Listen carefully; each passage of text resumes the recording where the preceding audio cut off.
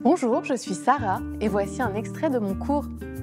Donc, je vais vous présenter comme premier outil pour vous aider à créer une marque ou analyser une marque ou bien même à réfléchir à comment trouver de nouvelles idées pour votre marque, c'est le prisme d'identité de marque.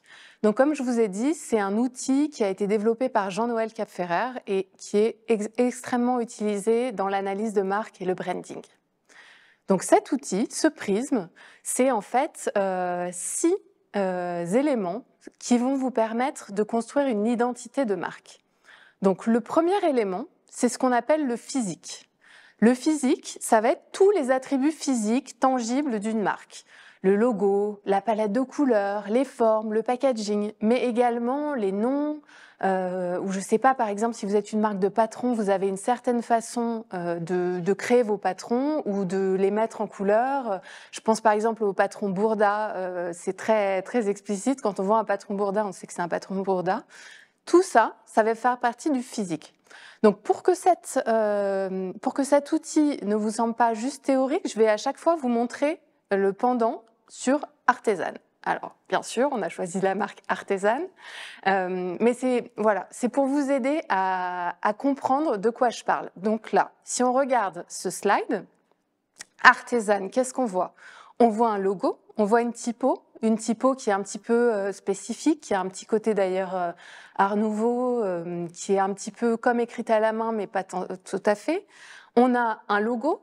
Alors c'est quoi? C'est un petit personnage avec un stylo derrière l'oreille. On pense à la créativité.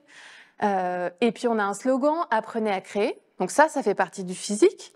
Ensuite, si on regarde le reste, si on regarde le site, les réseaux sociaux, globalement, on voit quoi? On voit du jaune, on voit un mix de couleurs un peu beige, jaune, voilà. Et on voit une certaine façon aussi de montrer les choses. On voit des focus sur des mains, on voit plein de choses qui font partie d'un atelier. Donc voilà. Donc si on analyse le physique d'Artezan, globalement, c'est ce qu'on peut dire. Ensuite, la deuxième chose, c'est la personnalité de la marque. Alors en fait, c'est pas très compliqué à comprendre. C'est comme si on pensait à la marque comme une personne.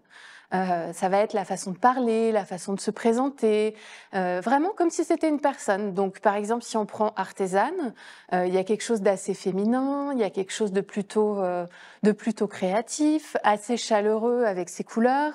Par exemple, la marque me tutoie, quel cours est fait pour moi, donc ça aussi, ça dit quelque chose, ça dit qu'il y a quelque chose d'un peu accessible, voilà. Donc ça, c'est le physique et la personnalité. Alors, sont les deux plus faciles, hein. Donc ça, en général, on arrive bien à les remplir. Les autres cases sont un petit peu moins faciles, un petit peu moins évidentes, mais en fait, elles sont aussi très très importantes pour que vous construisiez bien votre marque. Donc, le troisième élément, c'est la relation.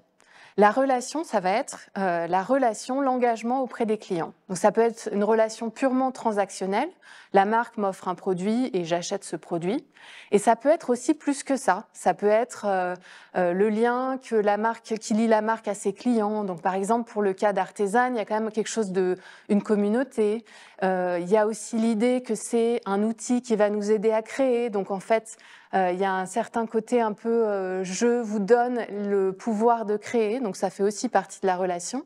Et puis il y a une relation qui est aussi, comme je vous disais tout à l'heure, assez égalitaire, c'est-à-dire on se tutoie, on est assez proches l'un de l'autre. Ensuite, on a la culture.